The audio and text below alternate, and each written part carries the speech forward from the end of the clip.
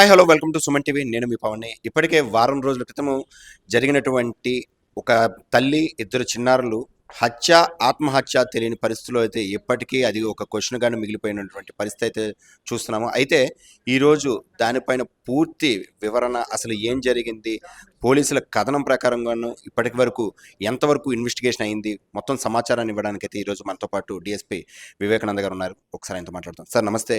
ఇప్పటికే యావత్ రాష్ట్రం అంతా కూడాను తలదించుకునే పరిస్థితి ఈరోజు శ్రీకాకుళంలో చోటు చేసుకుంది. ఒక తల్లి ఇద్దరు చిన్నారులు ఆత్మహత్య తెలియని పరిస్థితిలో అయితే ఉన్నది.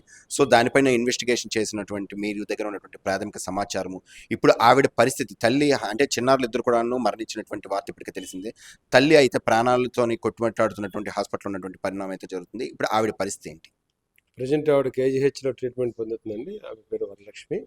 ఆమె కుటుంబంలో ఉన్నటువంటి కొన్ని కలహాలు కూడా ఉన్నట్టుగా మనకి ఎంక్వైరీలో తేలింది.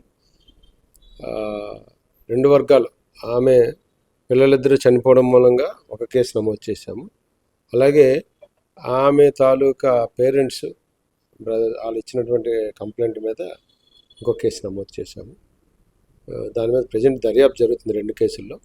ఆమె ప్రజెంట్ ఎంతవరకు మాట్లాడట్లేదు, బికాజ్ ఆమె థ్రోట్ కూడా కట్ అయి ఉండడంతో. ఆమె మాట్లాడిన తర్వాత ఈ కేసులో వాస్తవాలు అనేది బయటకు వస్తుంది.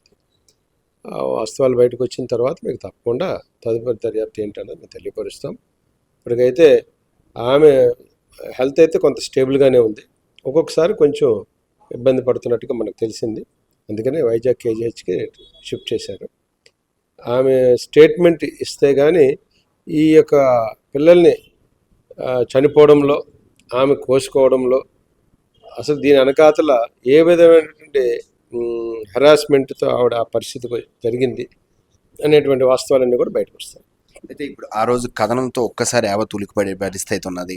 ఇటువంటి ఘటనలు వరుసగా ఈ మధ్య మనం చూస్తుంటే శ్రీకాకుళంలో క్రైమ్ అన్నది చాలా పెరుగుతుంది. అసలు ఇటువంటి కారణాలకి, అదేవిధంగాను అవి ఆగాలి అనుకుంటే పోలీసు శాఖ నుంచి మీరు ఇచ్చినటువంటి విజ్ఞప్తి అవ్వనండి, వార్నింగ్ అవ్వనండి, ఏమంటారు? క్రైమ్ పెరగడం అనేది ఏం లేదండి. ఇది క్రైమ్ కింద కూడా రాదు ఇది.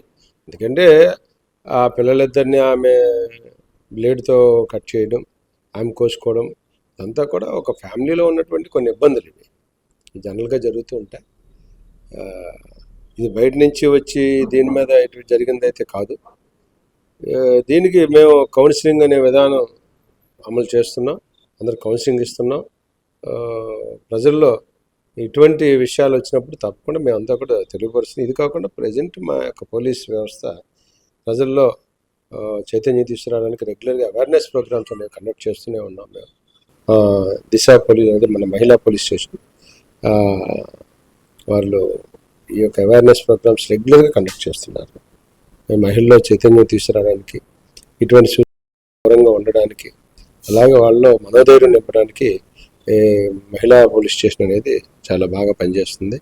అలాగే మా జిల్లాలో కూడా మా superintendent of police K Mahesh Reddy గారు కూడా క్రైమ్ అగెనిస్ట్ ఉమెన్ అనే దీని మీద ఎక్కువగా మేము కాన్సన్ట్రేషన్ చేస్తున్నాం. చాలా రెగ్యులర్గా అవేర్నెస్ ప్రోగ్రామ్స్ పెడుతున్నాం. అయినా చిన్న చిన్న ఇన్సిడెంట్స్ జరుగుతున్నాయి.